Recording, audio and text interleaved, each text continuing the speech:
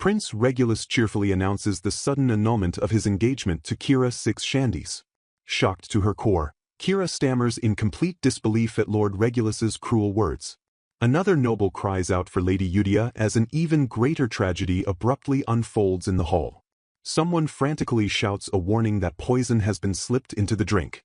Pointing an accusing finger, Prince Regulus aggressively declares a bewildered Kira to be the sole culprit. Royal guards immediately lunge forward under orders to seize the startled young woman. Despair washes over her as she wonders why her relentless hard work to become queen has ended in such ruin. Thrown into a bleak stone dungeon, a battered Kira slumps helplessly against the cold wall. A mysterious voice suddenly calls out to her through the oppressive darkness of her cell. A dark-skinned man materializes to cover her eyes, boldly declaring himself to be a demon. Kira gasps as the demonic entity offers her a miraculous chance to completely redo her life. Thus, Lady Kira's life resets, bringing her back to a tender moment resting against her father's chest. She envisions a joyful, alternate future where she trains as a knight alongside a trusted companion. She recalls a fleeting romantic memory where Prince Regulus gently offered her a beautiful rose.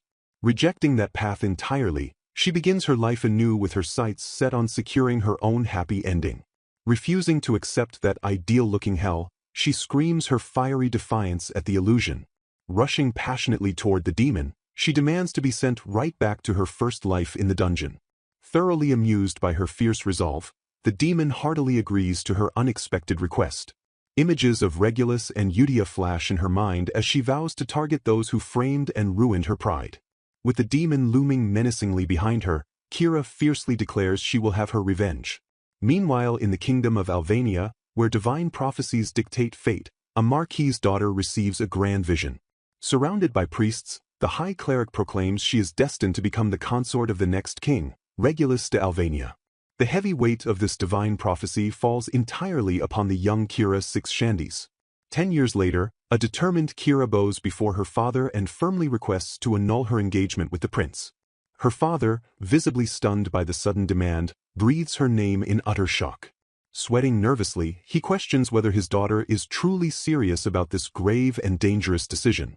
A heavy, tense silence falls over the older man as he carefully processes her shocking plea. Staring upward with unyielding determination, Kira declares her absolute desire to change her fate once and for all. Yielding completely to his beloved only daughter's wish, the Marquis finally agrees to grant her dangerous request. Overjoyed by his support, Kira tearfully embraces her father and thanks him from the bottom of her heart. A bright vision of a smiling Kira standing confidently alongside her demonic companion flashes into view. In stark contrast, a sour-faced Prince Regulus and a troubled Lady Yudia appear locked in their own grim reality. Triumphantly wielding a wooden sword, a confident Kira brightly declares her victory during a fierce sparring match. Since that decisive moment, she has relentlessly trained in the courtyard, easily knocking down her fellow squires. As the battered group takes a break, Kira reflects on how her father even considered passing his marquis title to someone else. Resolving to inherit his position instead, she set her sights on becoming a dedicated temple knight who serves the gods. Sheathing her training sword, she contemplates how the temple's authority remains completely independent from both royal and noble powers. Realizing that serving the temple is the best way to protect herself from the royal family, she turns when a voice calls her name. Her sparring partner, Alan, warmly greets her with a wave and cheerfully commends her hard work for the day. Sitting together to rest, Alan admits he initially underestimated her but notes with admiration how much stronger she has become.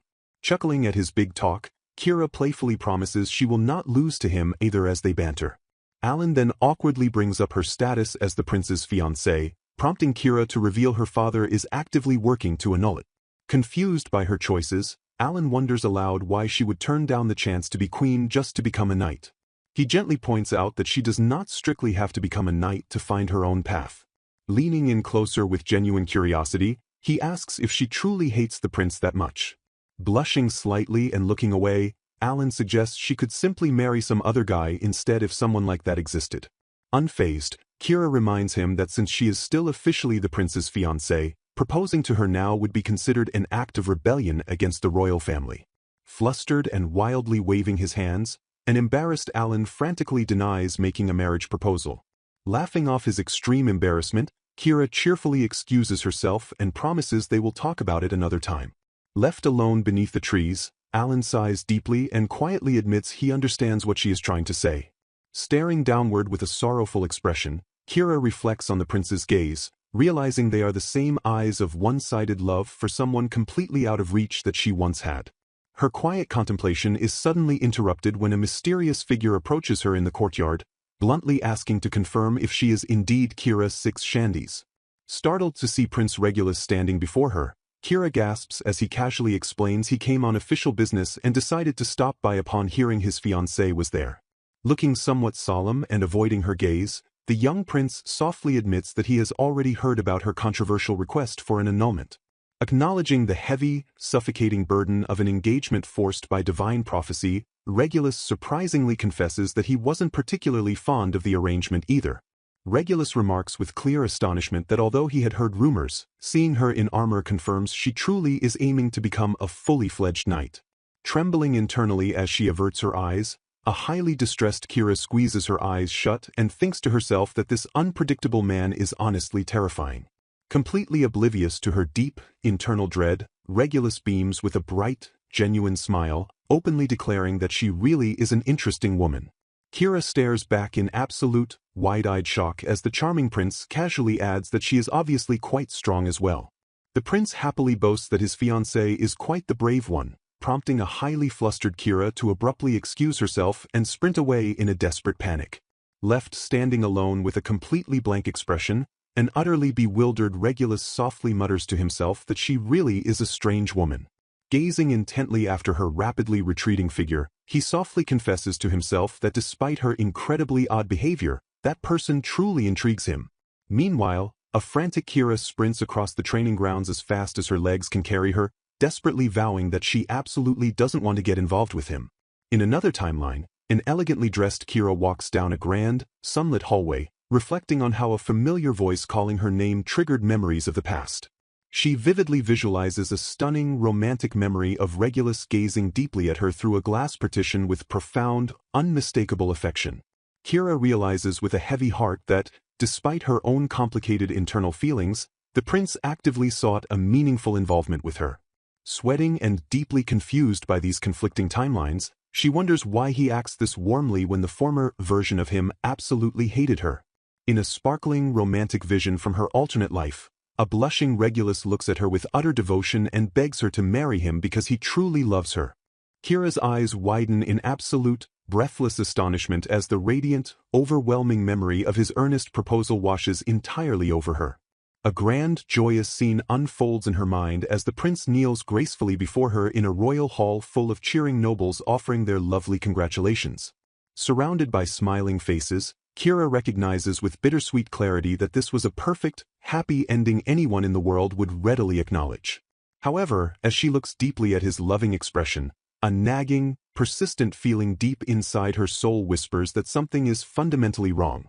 A dark, mysterious hand suddenly grabs her wrist from the shadows, and an eerie voice sharply points out that something feels distinctly off about this perfection. The demonic entity ominously taunts her through the encroaching darkness, casually asking if she is having fun living out this grand fantasy. Shocked by the sudden intrusion, she recoils as he confidently introduces himself as Ruji the demon, mocking her for seemingly forgetting his true identity. Ruji sneers with a wicked grin, concluding that the passage of time must have caused her some convenient memory loss regarding their dark pact. Reaching out from the void to gently touch her trembling face, the dark-skinned demon menacingly offers to help her remember the absolute truth. Staring deeply into her eyes, he ominously commands her to remember the brutal, agonizing reality of her first life. Groaning in sudden, unbearable agony, Kira realizes this blissful existence is merely her second life, rewound entirely thanks to a dark contract with a demon. Confronting the floating demonic being, she fearfully asks if he has come to take her soul, though he casually dismisses the notion because he doesn't need such a thing.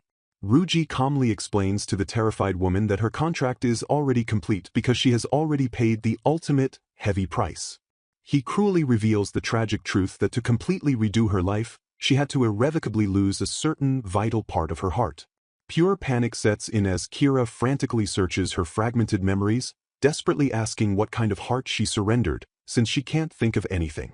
The demon chuckles darkly at her confusion, noting that her blissful ignorance means she is living a good, highly amusing life in its own unique way. A heavy, tense silence stretches between them as the demon's shadowy, intimidating presence looms over the thoroughly distressed Kira. Smiling wickedly before departing, Ruji promises to come visit her again another day, advising her to think carefully about her choices until then. He leaves her with a haunting, existential ultimatum, demanding she seriously consider whether she truly wants to keep living this fabricated life. The dazzling memory of Regulus kneeling before her flashes back into focus, painting a picture-perfect moment of royal romance accompanied by echoing applause. Surrounded by the cheering phantoms of her mind, Kira stares blankly ahead and deeply questions whether this flawless existence is truly what she wants. She desperately rationalizes that of course this life is good, remembering how she endured harsh queenly training with tears streaming down her face to finally accept his offer. Kira reflects on how her immense, painful efforts ultimately paid off when the world seemingly rewarded her with everything she ever desired. Looking deeply into Regulus's adoring eyes within the vision, she notes that unlike the agonizing tragedy of her first life, this version of the prince truly loves her. Despite his current overwhelming affection, she fiercely reminds herself that the original Regulus is someone she absolutely cannot forgive for his past betrayals. A sudden, heartbreaking epiphany violently strikes her as she gasps, finally realizing exactly what she traded away to the darkness to gain this second chance. Back in the physical grand hall, Ruji approaches the resolute Kira, announcing he has come as promised to discuss the specific heart she offered to the demon. Standing tall and unwavering, Kira listens as Ruji states he is there to hear whether she will definitely choose to remain living in this illusory world. Before giving her final answer about the lost heart, Kira firmly stops Ruji in his tracks and demands they confirm something critical first. With burning determination radiating from her stance, she declares that if she can guess the missing piece correctly, he must return that specific heart to her immediately. Intrigued by her unprecedented boldness, Ruji murmurs in dark amusement as Kira prepares to set the absolute stakes for an incorrect answer. Clutching her chest with unyielding, fiery resolve, Kira boldly wagers her very existence, proclaiming that if she is wrong, the demon may completely erase who she is now.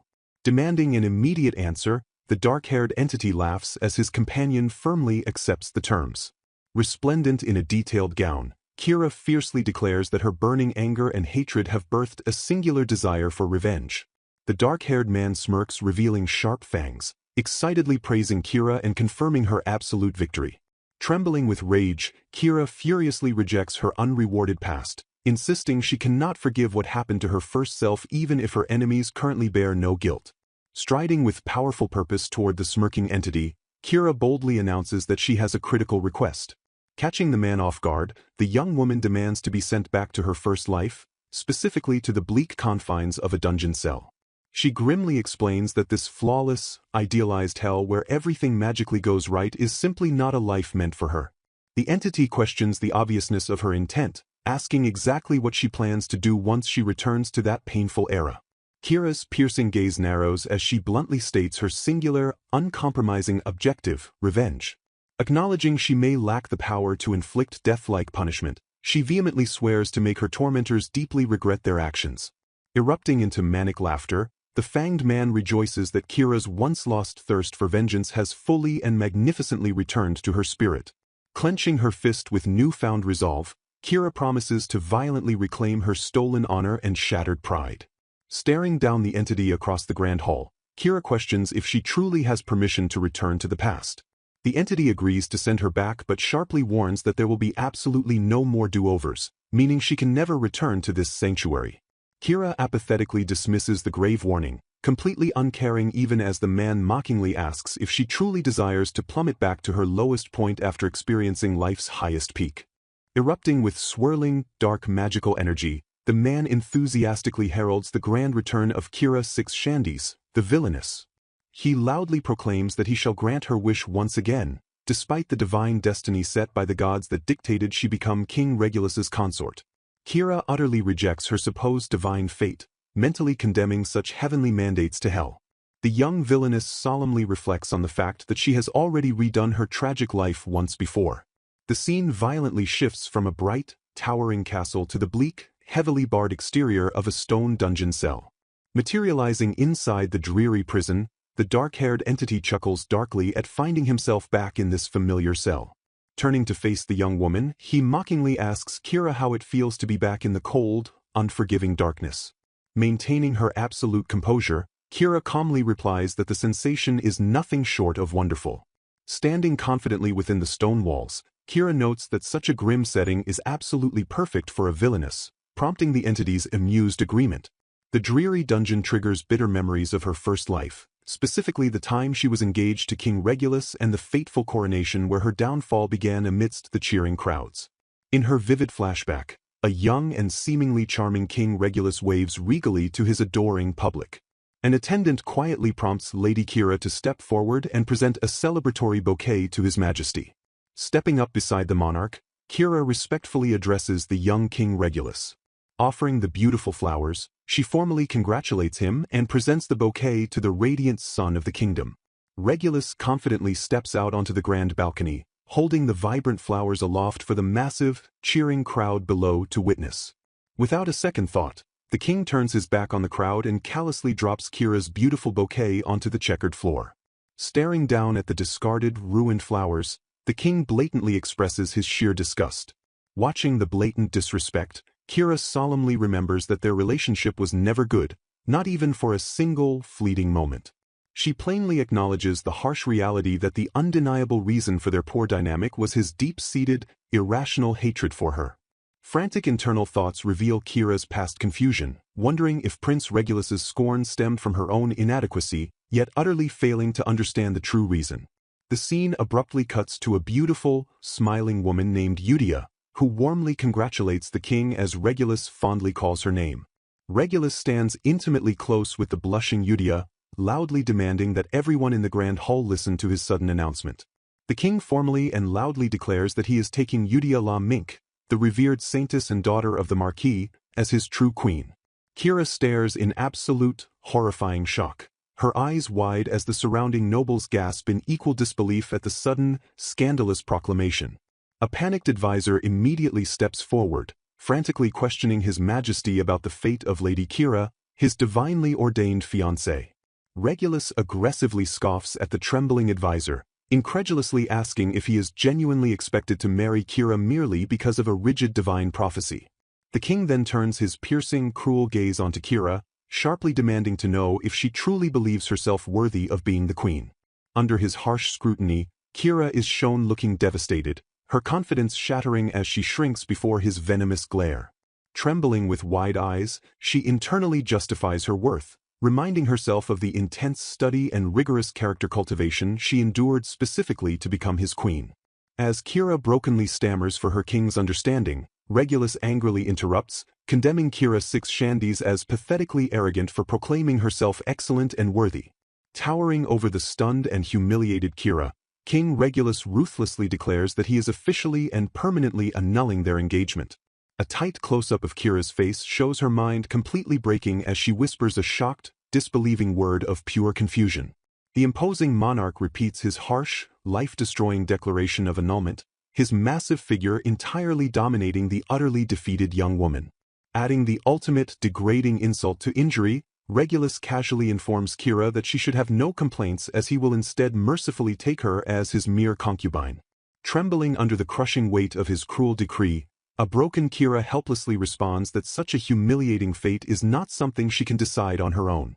Turning his back on his disgraced fiancé, King Regulus walks away with a dismissive scoff. Kira watches in stunned, silent despair as the king abandons her to face the whispering crowd alone. Reflecting on the painful past, Kira sadly admits that her feelings for the king initially started as a mere childish infatuation drawn to his handsome appearance. Watching Regulus smile so warmly at another woman, she tearfully realizes that her foolish infatuation had genuinely blossomed into true love. A few days later, a somber Kira stands alone by her window, letting out a heavy, defeated sigh. Gazing out at the falling leaves, she softly notes that her father should be arriving at the estate soon. With a resigned expression, she correctly assumes that her father will ultimately accept the king's degrading proposal. Closing her eyes to brace herself, Kira desperately tries to rationalize that being demoted to a concubine makes no difference since she was originally meant to marry into the royal family anyway. She hopelessly clings to the pathetic consolation that even as a mere concubine, she can at least remain by King Regulus's side. The quiet melancholy shatters when a panicked servant violently bursts into the room, screaming that something terrible has happened. The terrified servant delivers the horrifying news that Lady Yudia has collapsed after drinking poison. Rushing frantically into the grand corridor, Kira begs for an update on Yudia's condition, prompting a stammering maid to confirm that the royal physician is currently managing the crisis. The tense atmosphere shatters completely as King Regulus suddenly storms down the hallway, flanked by a squad of heavily armed guards. Kira desperately calls out to His Majesty regarding Lady Yudia, but Regulus aggressively cuts her off, coldly stating he is already aware of the situation. Glaring down at his former fiancée with absolute, terrifying contempt, the king sharply declares that he came specifically to ensure Kira does not escape.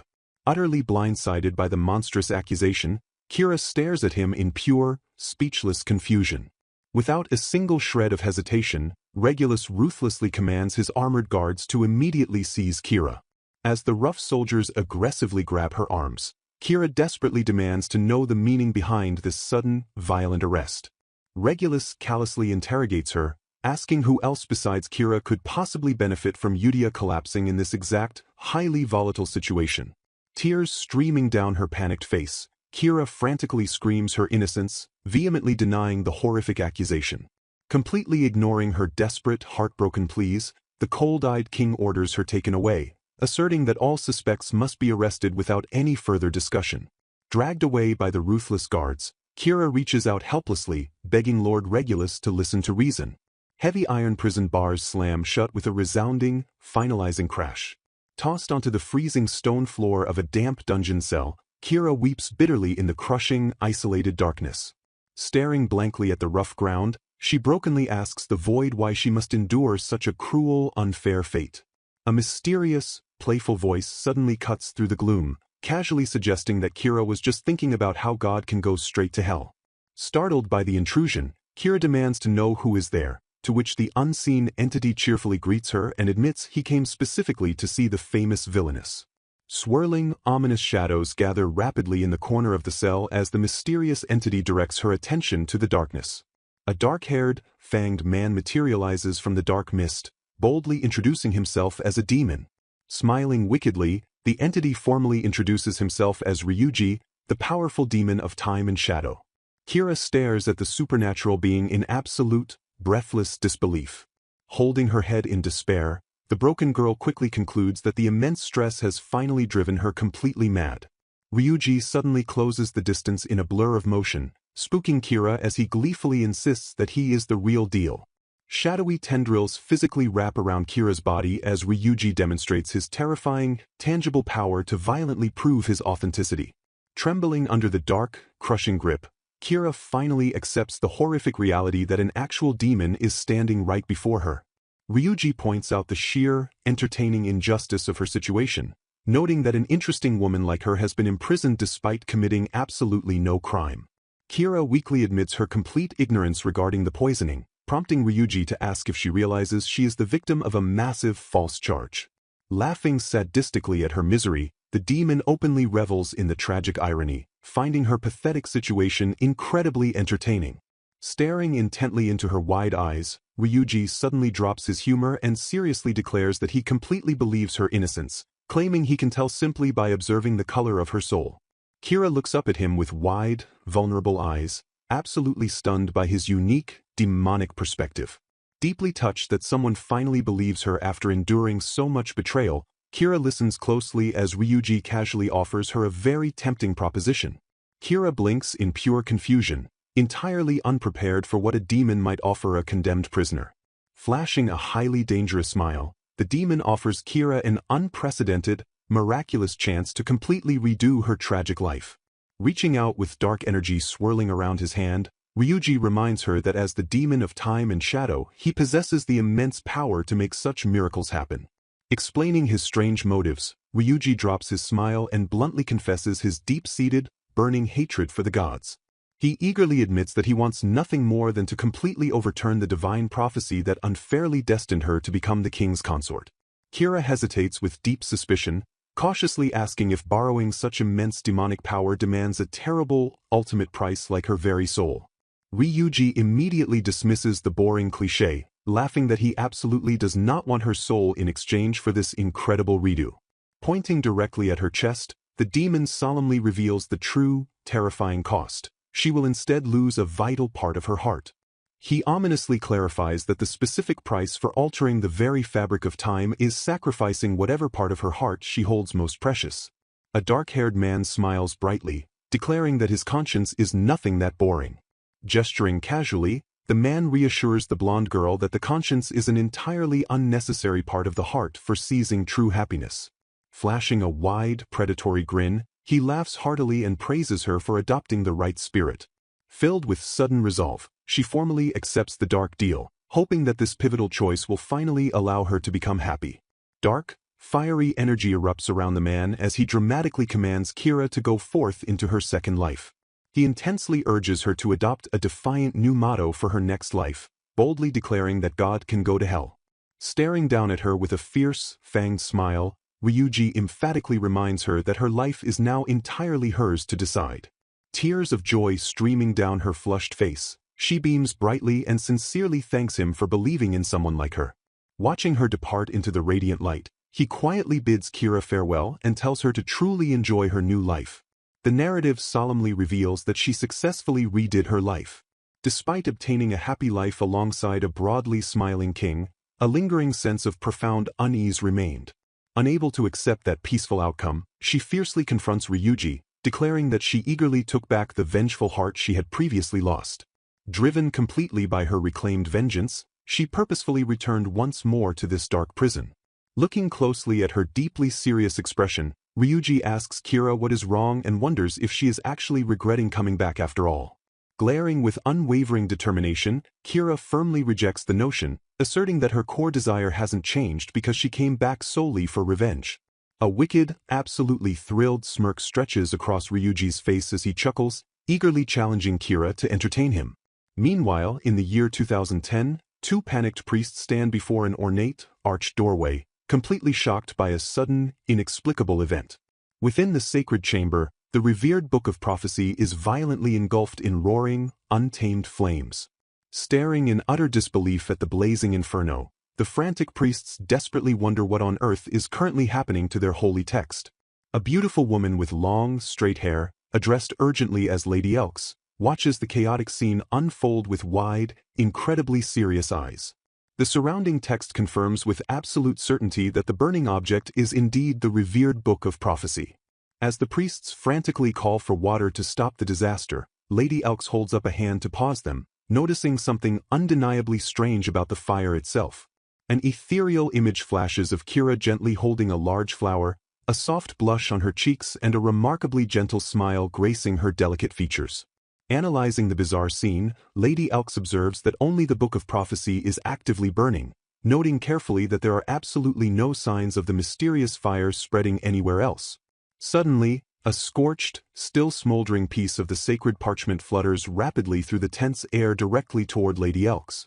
Reaching out with a look of intense concentration, she carefully catches the ruined scrap of paper, her piercing gaze locked entirely onto its dark surface.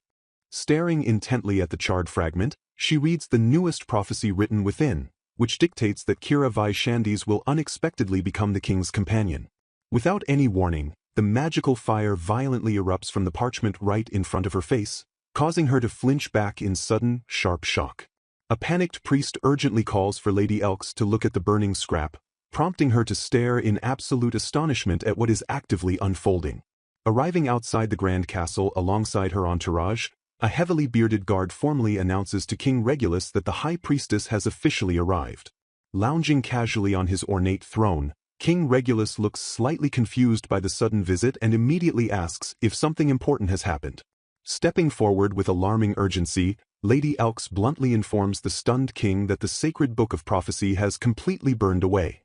She ominously adds that striking new letters were somehow miraculously written directly in the residual ash of the destroyed book. The mysterious ashen message serves as a dire warning, explicitly stating that he is making a remarkably big mistake regarding his kingdom. Pressing the shocked monarch further, Lady Elks pointedly asks the king if he has boldly made any big decisions recently. Sweating profusely, a nervous noble leans in and anxiously stammers that the recent major decision is undoubtedly about Lady Kira. Furious and immediately defensive, King Regulus abruptly shouts for absolute silence, his eyes wide with sudden, uncontrolled anger. Completely ignoring the king's loud outburst, Lady Elks demands the trembling noble continue, asking him exactly what happened to Lady Kira recently. The frightened man reveals that the king unexpectedly decided to make Lady Euclidia the queen while merely making Lady Kira a lesser consort. He further explains that Lady Euclidia tragically collapsed from poisoning, leading directly to Lady Kira being unjustly imprisoned as the primary suspect. Leaning in with an intense, intimidating glare, Lady Elks asks the sweating noble if there is actually any concrete evidence that Kira committed the crime, noting the matter is still under active investigation. Clinging desperately to his biases, the noble insists she is definitely the culprit, baselessly arguing that Kira was simply jealous of the saintess who was destined to become the true queen. Her expression rapidly hardening with absolute disgust, Lady Elk states she is utterly appalled that they would accuse her of such a severe crime based on mere impressions. The king angrily commands her not to be so presumptuous, but Lady Elks fiercely ignores him and demands to be taken to Lady Kira immediately so she can secure her release. Glaring fiercely at the raging monarch, Lady Elks boldly turns the accusation back on him, asking if he truly wants to be reviled as a mad king by future generations for his presumptuous, rash actions. King Regulus aggressively grinds his teeth in sheer frustration, his face dripping with sweat as he releases a low, furious growl of pure indignation. Losing his temper completely, the king screams for silence and stubbornly declares that he will not release Kira because this is his absolute royal decision. Falling silent for a brief, tense moment, Lady Elks calmly acknowledges that her authority indeed does not extend to officially releasing criminals. Tilting her head with an incredibly sharp, calculating look, she introduces a firm caveat to his stubborn royal decree. Confident in her divine standing, Lady Elks asserts that she absolutely has the right to speak with the prisoner, a religious privilege that even the king cannot legally interfere with.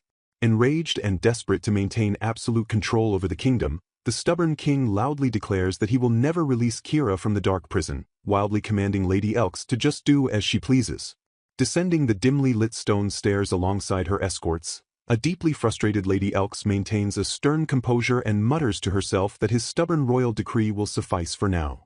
A highly sympathetic guard guides the group forward through the gloom, whispering in hushed tones about how terrible it is to condemn a noblewoman to such a dreary place based on mere suspicion. Glancing around the harsh, damp environment, Lady Elks internally condemns the severe mistreatment of a noblewoman who, even if proven guilty, rightfully belongs in a specialized noble's prison rather than this filthy dungeon. As a surprisingly cheerful musical note unexpectedly echoes through the damp, oppressive corridor, a deeply concerned Lady Elks assumes that the imprisoned Lady Kira must be drowning in absolute, crushing despair. Pausing outside the heavy iron cell door, the completely astonished group hears a joyful, upbeat melody echoing from within, leaving the bewildered priest to stammer out a question about the bizarre song. Inside the grim, dimly lit cell, an elegantly dressed Kira stands radiantly with her eyes closed, happily humming a beautiful tune without a single care in the world. Peering carefully through the thick iron bars, Lady Elks's eyes widen in absolute, undeniable shock as she softly calls out to the surprisingly cheerful prisoner standing before her. Beaming with genuine, unbothered delight, Kira warmly welcomes her rare visitor and expresses pleasant surprise that the esteemed High Priestess Elks herself has taken the time to come down to the dungeons. While Kira cheerfully notes that it has been a very long time since they last met, a deeply unsettled Lady Elks privately wonders if the poor girl is somehow losing her sanity in this dreadful situation. Regaining her formal, authoritative composure, Lady Elks grimly informs Kira that she has heard the incredibly disturbing royal story claiming she maliciously poisoned Lady Euclidia. Instantly dropping her cheerful facade, Kira stares back with intense, piercing seriousness and firmly declares that the entire ordeal is a completely false accusation because she completely lacks any logical reason to poison her. An incredibly subtle, almost imperceptible smirk flashes across Kira's face as she confidently prepares to thoroughly dismantle the kingdom's deeply flawed logic. Highly skeptical of her immediate denial, Lady Elks sternly points out that having the coveted position of queen stolen by Lady Euclidia is universally considered a highly sufficient motive for murder. Leaning playfully against the cold iron bars, Kira openly mocks the public narrative, laughing at the truly ridiculous assumption that she ever wanted the throne or attempted to kill the saintess out of petty jealousy. Kira forcefully asserts that she never actually desired the crown, leaving Lady Elks utterly stunned when the girl bluntly reveals that her royal engagement was an oppressive burden actively forced upon them by God. She astutely explains that the king deliberately annulled their divine engagement in a highly public place where it couldn't possibly be retracted because he implicitly sensed her strong mutual desire to escape the arrangement. Kira dismissively waves off her drastic demotion, clarifying that the insulting offer to make her a mere concubine was simply a political excuse to skillfully persuade the traditionalist ministers. Stepping closer to the absolute edge of her restrictive cell, she demands the high priestess listen closely to her ultimate, undeniable truth. With unwavering conviction and piercing, focused eyes, Kira delivers the crushing blow to the kingdom's entire foundational theory by stating clearly that she absolutely does not love King Regulus. Because her heart was never tied to the foolish monarch, she confidently concludes that she possesses absolutely zero motive to ever resent the saintess or wish her any physical harm. While privately acknowledging the undeniable logic of her confession, a highly frustrated Lady Elks protests that personal feelings are simply not enough solid evidence to serve as grounds to clear her heavy royal suspicion. Lamenting that the corrupt royal court completely refused to even listen to her defense, Kira earnestly begs the high priestess to convey her logical innocence directly to the stubborn king and his ministers. Visibly moved by the imprisoned girl's desperate yet highly rational plea, Lady Elks solemnly vows that she will absolutely understand her plight and definitely convey her powerful words to the court. Her expression rapidly hardening into calculating resolve, Kira deliberately points out the chilling reality that her absolute innocence mathematically means there is another, highly dangerous culprit roaming free. Kira boldly declares that a lazy royal palace ignoring proper investigations officially has no trust from God, prompting Lady Elks to realize she had completely forgotten the broader corruption while so hyper-focused on Kira's circumstances. Clasping her hands in a picture-perfect display of pious devotion, Kira humbly begs the high priestess in the name of God to officially mobilize the temple's independent forces to investigate the truth. Her righteous fury finally ignited by the blatant, systemic injustice, a highly resolute Lady Elks fiercely agrees to launch a holy investigation, stating clearly that she understands the gravity of the mission. Flashing a sickeningly sweet, entirely manufactured smile, Kira highly praises the obedient servant of God and expresses her deep anticipation for the upcoming institutional chaos. Completely charmed by Kira's flawless acting, a grateful Lady Elks promises to aggressively petition for her immediate release and transfer from this dreadful place once again. Lurking deep within the chaotic, swirling spiritual shadows, Ryuji chuckles darkly to himself as he gleefully observes how masterfully Kira manipulated the pious high priestess. The dark, demonic entity eagerly anticipates the rapidly escalating conflict, wondering aloud how this twisted, highly unpredictable story will continue to unfold. Kira looks slyly to the side with a deeply knowing gaze, her incredibly sharp mind already plotting her next devastating move in this grand, vengeful chess game. Meanwhile, back in his opulent but incredibly tense throne room, the foolish king stares blankly ahead, a thick bead of nervous sweat sliding down his incredibly stressed face. Sometime later, a squad of heavily armed royal guards solemnly escorts a manacled, seemingly helpless Kira down a brightly lit, pristine castle hallway. Bouncing with completely inappropriate enthusiasm, Kira internally rejoices that Lord Elks successfully secured her transfer to the luxurious noble's prison, excitedly wondering what lavish amenities her new room will feature. Astonished by her bubbly, shockingly upbeat demeanor in the face of continued imprisonment, a bewildered guard nervously notes that Lady Kira acts like an entirely different person. Spinning around playfully in her heavy chains, Kira brightly denies the guard's observation, aggressively laughing off the implication of any fundamental personality shift. Flashing a dangerously radiant smile to the confused guards, she boldly proclaims that this unapologetic, fiercely vibrant version of herself is the truest Kira Vaishandis. Watching her parade confidently through the prison halls, Ryuji observes silently from a hidden, shadowy dimension, his dark tendrils coiling with immense, undeniable pride. Smiling with incredibly sharp, predatory fangs, the demonic entity highly congratulates his ambitious protégé on orchestrating such a beautifully auspicious start to her grand revenge. A grand, ethereal vision suddenly depicts Kira firmly wielding a mystical, vine-wrapped staff decorated with a prominent clock face, deeply symbolizing her absolute mastery over her second chance at life. Free from her heavy iron restraints at last, Kira violently throws herself face-first into a magnificently soft, plush bed with a deeply satisfied, highly joyful giggle. Snuggling deeply into the luxurious blankets, she exhaustedly celebrates the sheer physical comfort of feeling a real bed after spending so much time in absolute misery. Taking in the relatively opulent surroundings of the specialized nobles' prison, she happily notes that this highly refined environment is a massive upgrade compared to the bleak dungeon she previously suffered in. Staring thoughtfully at the ceiling, she briefly questions her supernatural pact, wondering if her natural trajectory would have eventually landed her in this comfortable cell without absolutely needing to deeply struggle through reliving her life. She analytically theorizes that the highly intuitive high priestess essentially sensed a divine disruption, mistakenly assuming someone had directly defied God, and took swift action to correct the kingdom's path. Suddenly materializing right beside her cozy bed out of thin air, Ryuji firmly shuts down her overly optimistic theological hypothesis with a low, highly serious correction. With a delightfully wicked smirk, Ryuji clarifies that the temple misunderstood the spiritual anomaly, foolishly blaming the king for the sin when it was actually Kira who had deeply entered a dark covenant by lying with him. Her eyes widening as the brilliant, devious reality of the situation fully sets in, Kira trails off, actively realizing the monumental political advantage she now holds over the blind kingdom.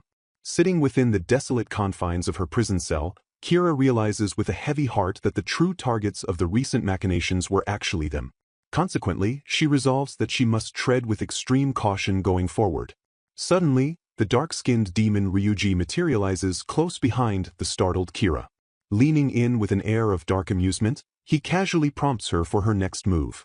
Staring intensely into her eyes, the demon questions what the young woman intends to do now.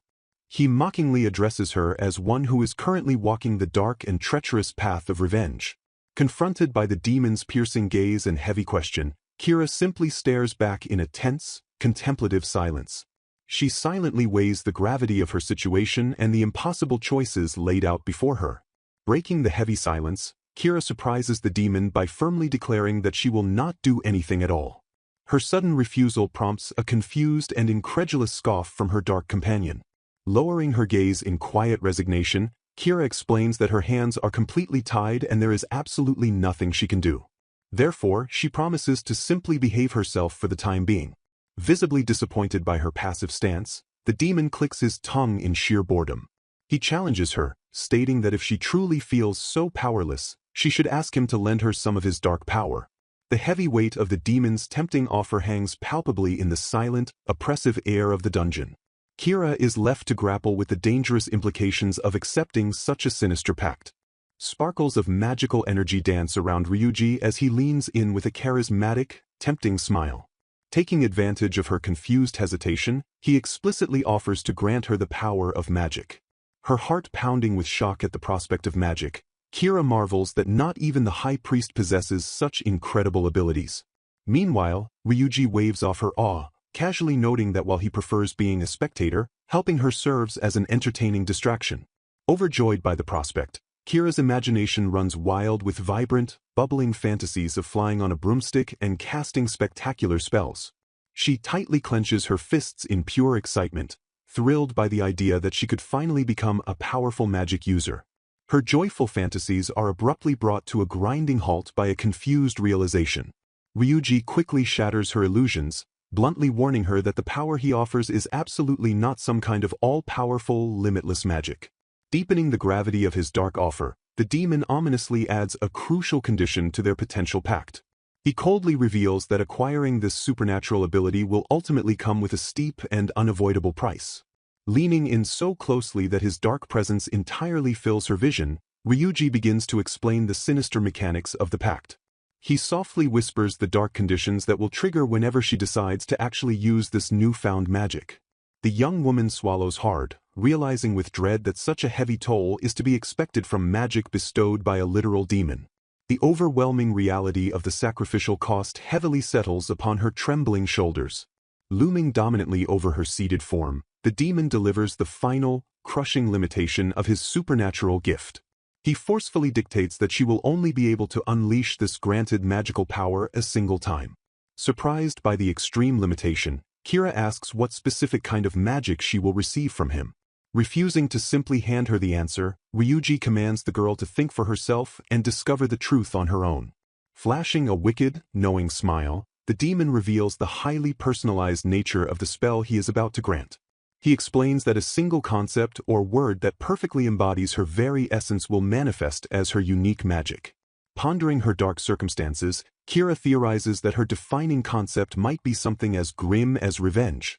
She nervously admits to herself that possessing a specialized revenge magic sounds more than a little terrifying. Noticing her sudden hesitation, the dark-skinned demon extends his hand and mockingly challenges her resolve. He tauntingly asks if her fear is making her want to back out and stop the ritual right now. Hardening her expression into a mask of pure determination, Kira decisively begs the demon to grant her the magic. She boldly rationalizes her dangerous choice by declaring that it is always wise to keep a hidden trump card up her sleeve. Thrilled by her sudden display of ruthless ambition, dark magical energy explosively erupts around the demon's form. He grins with ferocious approval, declaring that her newfound determination is exactly what he wanted to see. Bursting with sinister enthusiasm, Ryuji commands the young woman to hold completely still as he prepares to initiate the pact. With dramatic flair, he formally announces the beginning of the ancient ritual to bestow her with demonic magic. Closing the distance between them, Ryuji tenderly yet possessively presses his forehead flush against hers to transfer the magical energy. A soft, involuntary gasp escapes Kira's lips as the overwhelming intimacy of the demonic ritual takes hold. Her face flushing completely red from the overwhelming proximity, Kira stammers in absolute shock and panic. She nervously protests, desperately trying to inform Ryuji that he is standing entirely too close to her. The demon smoothly dismisses her frantic panic, casually ordering her not to mind the intense physical closeness of the ritual.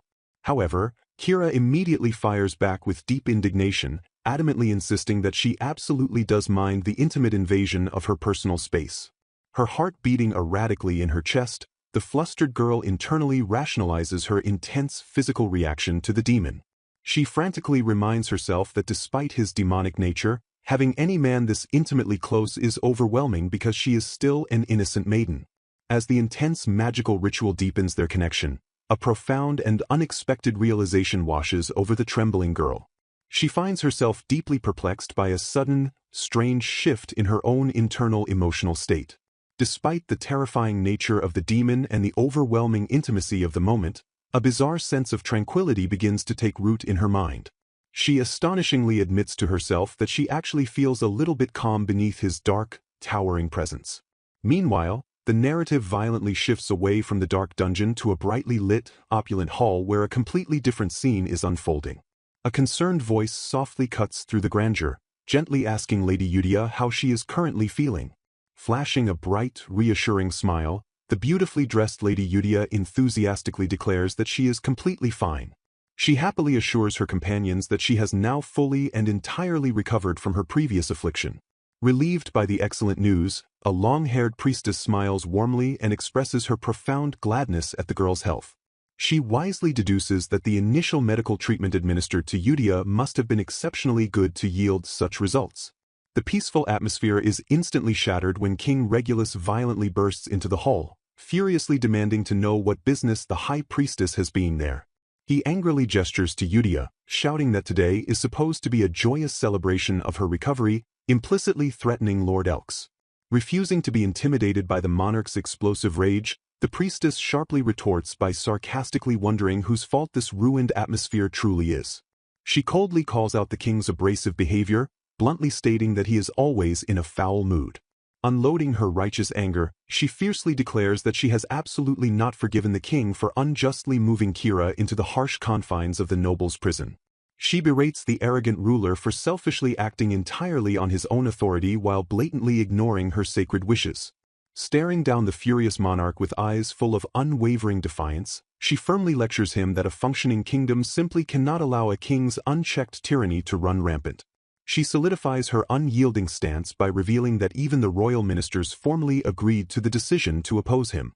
Pushed to the absolute brink of his explosive temper, King Regulus violently grabs the priestess by her collar in a fit of royal rage.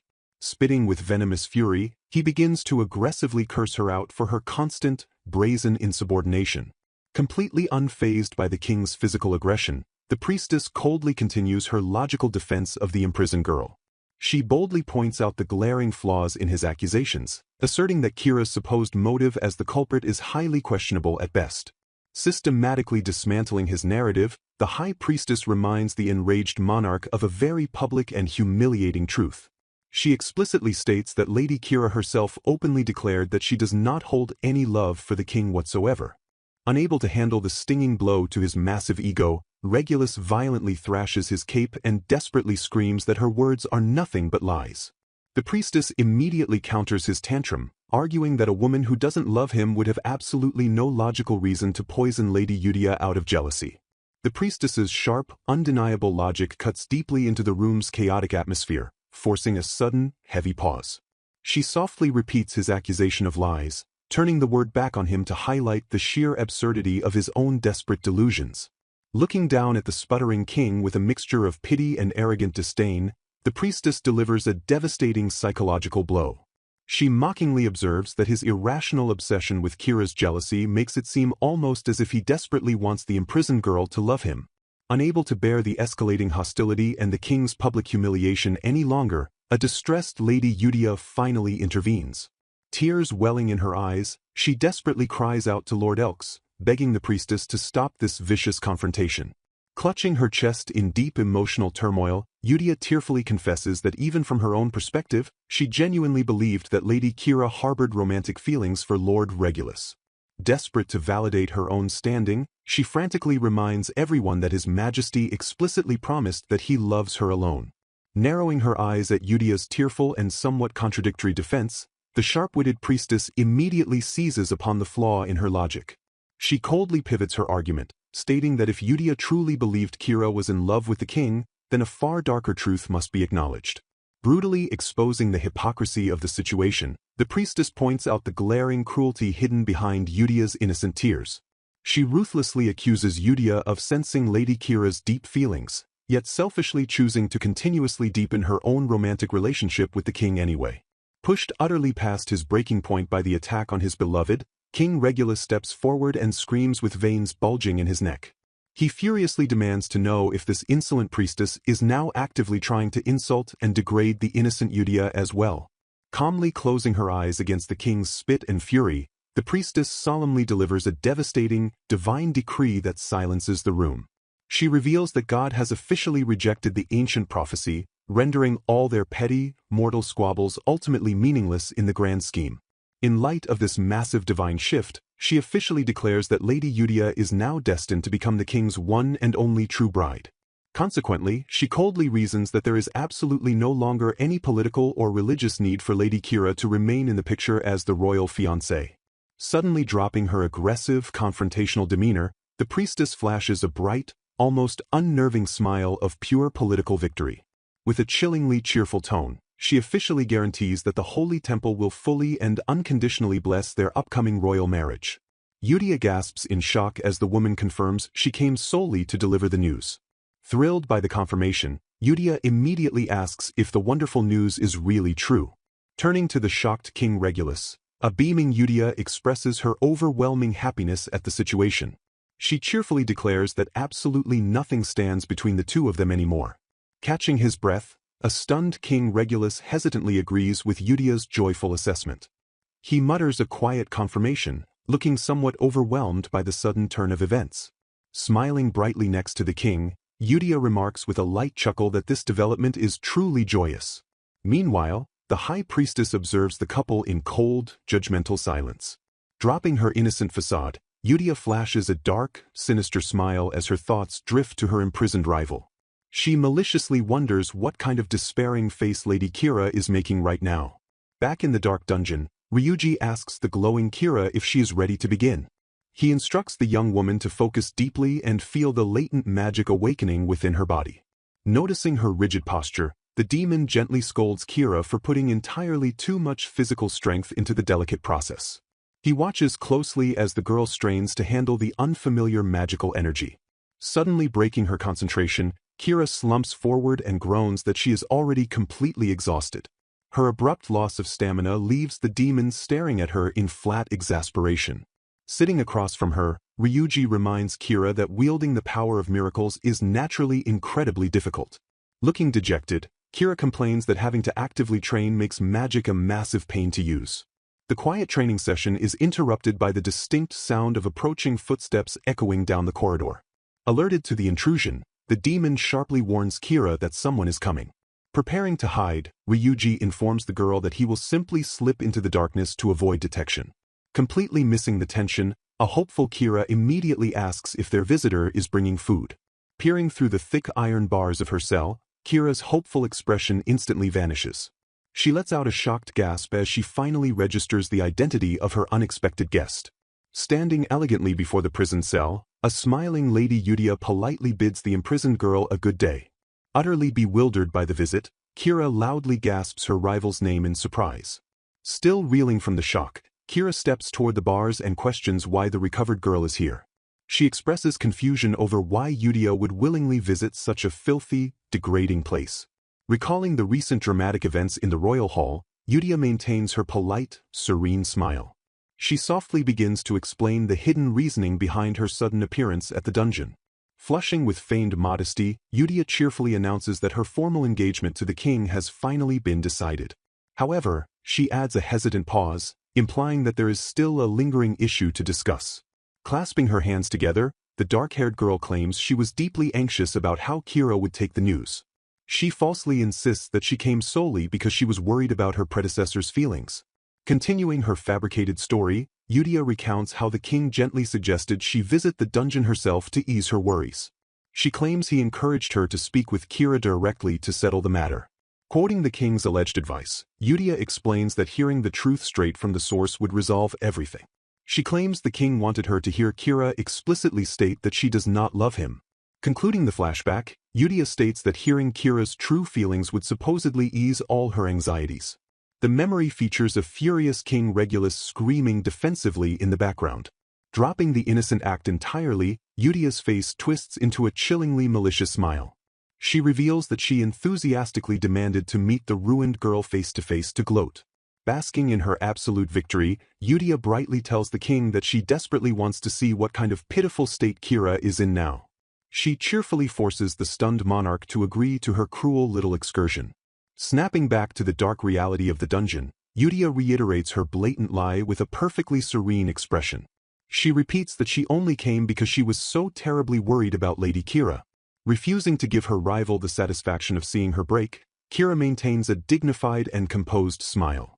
She calmly assures Yudia that she has absolutely no particular issues with her current living situation. Feigning deep concern, Yudia gasps and questions how Kira could possibly be fine in such awful conditions. She mockingly laments that being locked away in a damp, miserable place like this must be incredibly hard. Instead of crying, Kira suddenly lets out a light, genuine chuckle that completely shatters Yudia's mocking facade. Stuttering in absolute shock, Yudia frantically tries to remind the smiling girl that she is currently rotting inside a prison.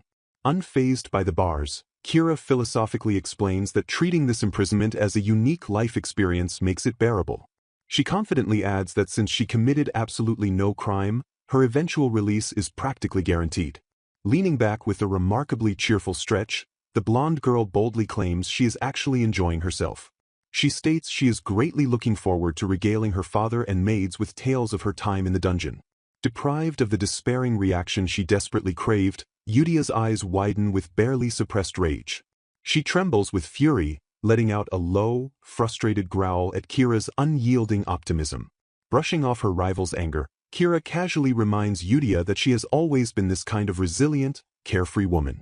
Flustered, Yudia immediately falls back on her proper persona, loudly scolding Kira for her improper and unladylike behavior. Desperately trying to regain control, Yudia hysterically reminds her that she was once known as the palace's most exceptional flower. She wildly shakes her head, refusing to accept that the elegant noblewoman is acting so brazenly. Clinging to the prison bars, a frantic Yudia screams that Kira's current cavalier attitude is simply not true.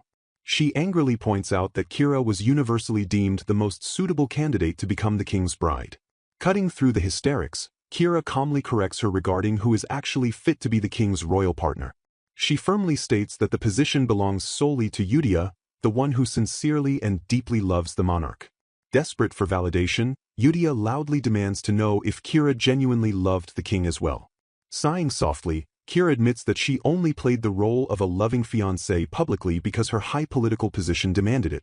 Delivering the final, crushing blow to Yudia's complex, Kira flatly confirms that she has absolutely no romantic feelings for the king. She politely asks her trembling rival to finally be at ease and let the petty jealousy go. As Yudia reels from the humiliating truth, Kira confesses that she felt trapped for so long by the heavy burden of God's prophecy. With a gentle smile, she sincerely explains that Yudia's actions actually managed to release her from that terrible fate. Rather than cursing her usurper, Kira bows her head slightly and offers a bright, genuine expression of gratitude. She sincerely thanks Lady Yudia for taking the burdensome royal engagement off her shoulders. Clasping her hands together in a peaceful prayer, the blonde noblewoman smiles radiantly at her stunned rival. She warmly declares that, from the absolute bottom of her heart, she prays for Yudia and the king's eternal happiness. Utterly defeated by Kira's pure grace, Yudia tightly grips the iron bars until her knuckles turn completely white. Boiling with petty rage, the dark-haired girl coldly mutters that she should be receiving those blessings as the rightful bride. Unable to handle the moral high ground being stolen from her, Yudia violently lashes out in a desperate tantrum. She furiously screams that Kira is a condemned criminal and therefore must show proper remorse. Taken aback by the sudden, irrational screaming, Kira simply blinks at the enraged girl with a blank, confused expression. Hidden away in the shadows, the demon Ryuji silently watches the pathetic display unfold. Clinging to any scrap of power she has left, Yudia arrogantly offers a conditional lifeline to the confused prisoner. She haughtily promises to work towards securing Kira's release, but only if the blonde girl drops to her knees and repents. Revealing her ultimate, degrading fantasy, Yudia coldly dictates the humiliating terms of Kira's potential future. She promises to let Kira live in her shadow as a lowly concubine, serving the king quietly and without drawing any attention. Continuing her delusional power trip, the dark-haired girl lists off her strict, humiliating demands. She commands that the very moment Kira leaves the prison, she must grovel and sincerely apologize to everyone in the royal palace. Instead of breaking down in despair at the grim ultimatum, Kira suddenly covers her mouth and begins to giggle uncontrollably. Utterly baffled by this reaction, a furious Yudia demands to know why the prisoner is laughing at her. Wiping a tear of mirth from her eye, Kira brightly explains that she is laughing because the entire proposal is completely ridiculous. She brutally points out that every single one of Yudia's humiliating suggestions relies on the false assumption that she actually loves the king. Shaking her head at the sheer absurdity of the situation, Kira gently scolds her rival for prioritizing such petty jealousy. She firmly interrupts Yudia's rant, shifting the conversation toward something far more urgently important. Dropping her cheerful demeanor, Kira stares intensely at the dark-haired girl and confesses her genuine concern.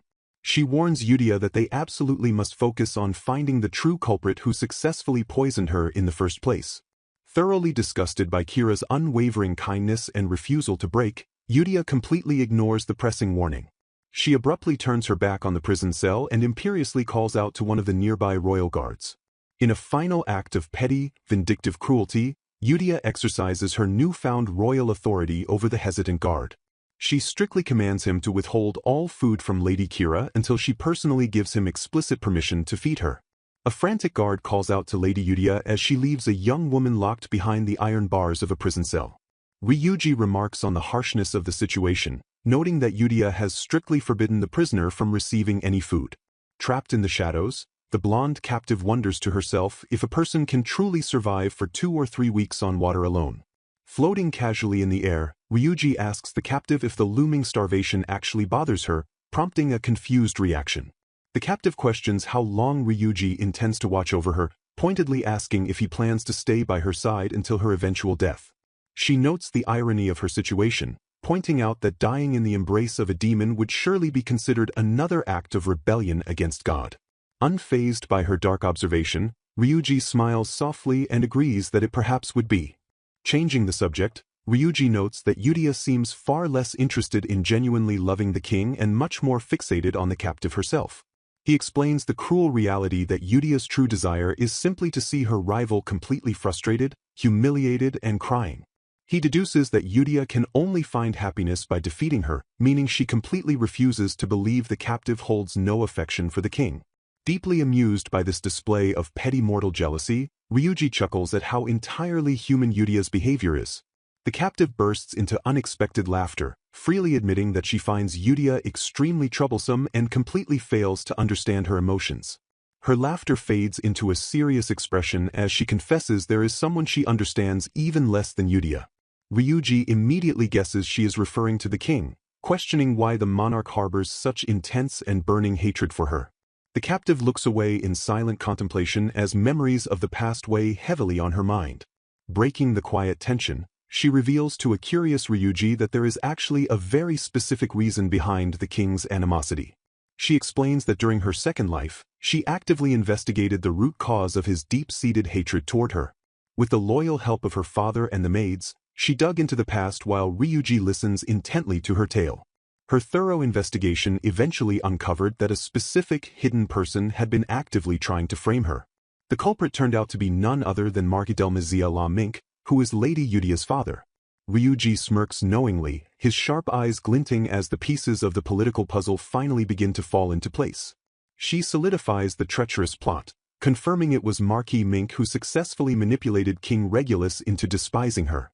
The Marquis cleverly weaponized his own attendants, using them to constantly feed Regulus malicious slander about her character.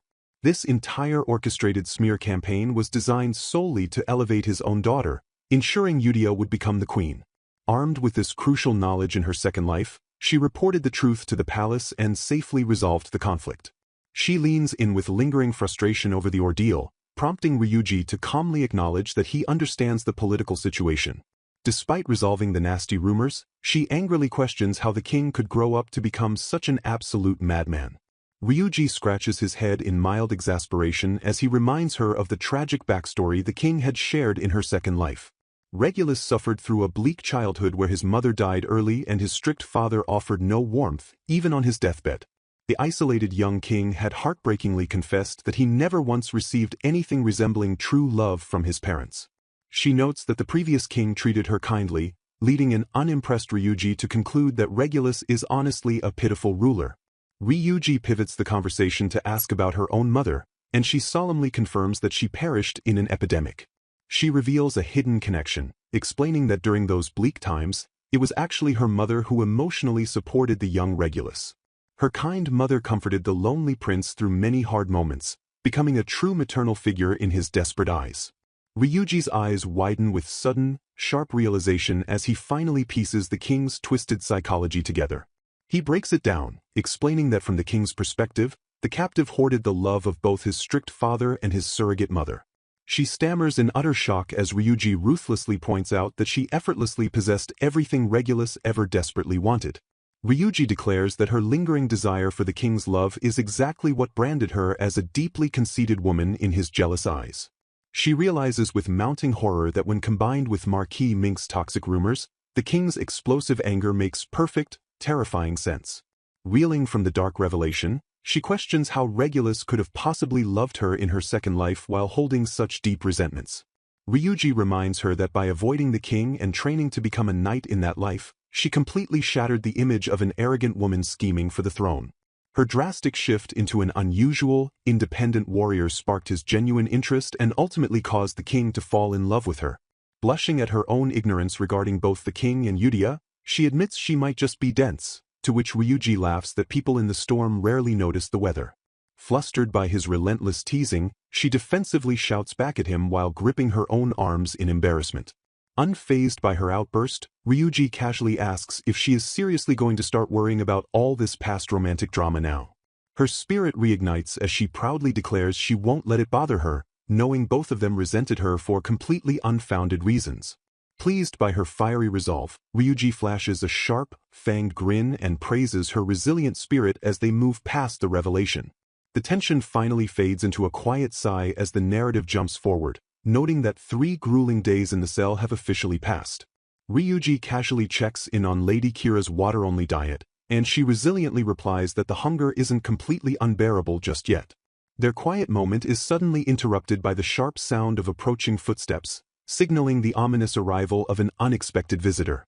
A maid approaches the prison cell with a tray in hand, politely calling out to Lady Kira and announcing that it is finally time for her water. Standing just beyond the heavy iron bars, the maid informs Lady Kira that this cup is her first serving of water for the day, which Kira gracefully acknowledges. Offering a gentle and grateful smile despite her dire circumstances, Lady Kira reaches through the prison bars and softly states that she will take the cup now. Suddenly, the cup slips from the maid's grasp and shatters violently upon the stone floor, spilling the precious, life-sustaining water directly in front of a completely stunned Lady Kira. Ryuji watches the scene unfold with narrowed, suspicious eyes as the maid offers a deeply insincere apology, claiming her hand simply slipped while a flustered Kira tries to assure her that it is fine. Instantly dropping her polite facade, the maid glares coldly at a confused Lady Kira and bluntly instructs the noblewoman to take care of cleaning up the shattered mess all by herself. Staring down with unapologetically dead eyes, the maid justifies her cruel apathy by stating that her only official orders are to deliver the water to the cell. Maintaining her dignified composure despite the obvious provocation, Lady Kira politely asks the maid if she could kindly bring her a fresh cup of water, only to be met with cold silence. The maid flatly and cruelly refuses the request, stating with absolute finality that she cannot do that because she has already delivered Kira's entirely allocated water ration for the entire day. Adding another layer of pure sadistic cruelty to the tense situation, the maid raises a mocking finger and points it directly through the iron bars of the cell. Lady Kira flinches backward in sheer shock as the maid sadistically points to the dirty puddle on the floor, coldly declaring that the allocated water is right there for her to drink. Kira stares down at the spilled puddle in absolute, stomach-churning horror, internally questioning if she is genuinely expected to crawl on the filthy floor and drink it like a desperate animal.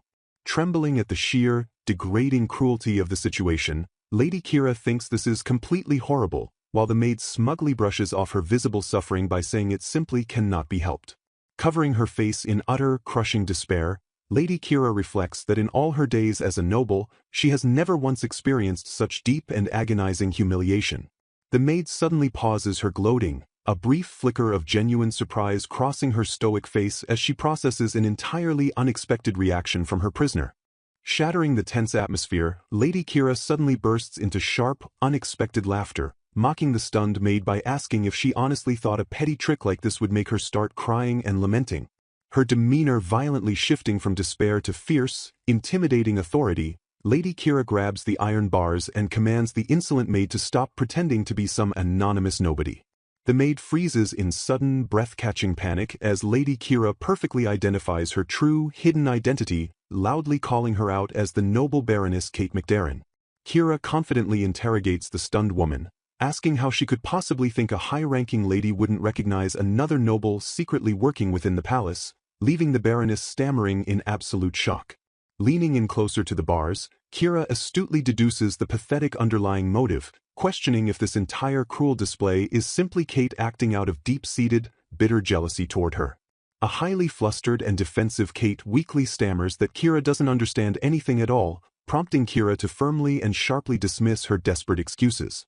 Kira explains with fierce, unwavering conviction that she is locked in this cell not out of simple spite, but because the intense, colliding feelings of highly powerful people have orchestrated her downfall.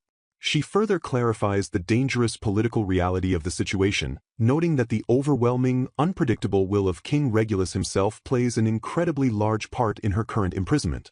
Kira sharply warns the trembling Baroness that the king is bound to be absolutely furious once he discovers that an insignificant intruder has foolishly interfered with his highly personal and complex situation.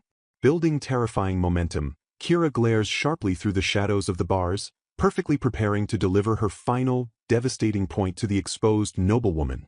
Grabbing her own collar with intense, righteous fury, Kira roars that by pulling this petty stunt, Kate has officially made the powerful and unforgiving Shandy's Marquis house her sworn enemy. Kira darkly and confidently predicts that a day will inevitably come when Kate herself will face a similar, agonizing fate, completely stripped of all dignity and denied even the most basic food or water. A dark, deeply threatening chuckle escapes Kira's lips as she chillingly implies that Kate will be incredibly lucky if her eventual punishment simply ends with starvation. With a predatory, knowing smirk, Kira stares deeply into the terrified maid's eyes, openly wondering if the Baroness truly has any kind of bright future left ahead of her. Trembling uncontrollably under the crushing weight of Kira's threat, Kate realizes she has made a grave mistake as Kira smoothly pivots to issue a chilling, absolute command. Eyes blazing with undeniable authority, Lady Kira orders the terrified baroness to clean up the spilled mess immediately and prepare a fresh cup of water if she hopes for any future peace. Completely broken and panicking under the pressure, Kate frantically agrees, promising to immediately fetch the cleaning tools and the fresh water as she practically flees in terror from the cell. Ryuji materializes with a genuinely impressed smirk, congratulating Kira on a job well done while she sighs in exasperation, complaining about how seriously exhausting that dramatic encounter was. Kira scolds Ryuji for acting like a mere spectator to her suffering, but the demon merely chuckles, admitting that watching the unexpected commotion unfold was actually quite exhilarating for him. Flashing his sharp fangs in a wide, highly amused smile, Ryuji praises the sheer magnificence of her counterattack, noting that it was exactly the kind of fiery resilience he expected from the woman he counted on. While Ryuji confidently proclaims that no one should ever underestimate the villainous Lady Kira, the narrative abruptly fast-forwards, revealing that 5 arduous, painfully slow days have passed. Lying entirely motionless on her side, the severe physical toll of her prolonged starvation and imprisonment is finally showing as Lady Kira rests weakly on the cold stone floor. Ryuji floats nearby, his usual teasing tone replaced with a flicker of genuine concern as he calls out to her, prompting her to weakly reply that she is still technically alive. Despite her rapidly failing strength and immense hunger, Kira weakly mutters that there is absolutely no way she can simply roll over and accept such a pathetic, unfulfilling fate. Forcing herself to endure the crushing physical agony, she declares with fierce determination that she refuses to die as long as her burning desire for revenge continues to exist. Ryuji bluntly observes that her physical limit seems dangerously near, noting that even if she tries to fiercely pretend to be strong, her fragile body is undeniably giving out. He solemnly urges her to hold tightly onto her pride, reminding her that maintaining her unbroken spirit is the most crucial element regardless of whatever final outcome awaits them. Looking at her with a highly serious expression, Ryuji warns that if she loses her pride now, her grand return to this second life will have meant absolutely nothing. Deeply moved by his surprisingly profound and grounding advice, Kira softly whispers his name into the quiet, heavy emptiness of the prison cell. Offering a weak but entirely sincere smile, she thanks the demon for his steady support and quietly promises to hold onto her steadfast resolve no matter what happens next.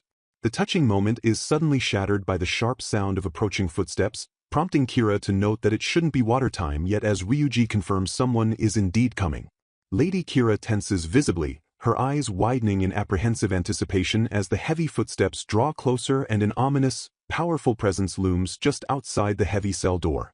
To her absolute, breathtaking shock, the grand doors swing open to reveal King Regulus himself, staring down at her in the dimly lit, oppressive prison.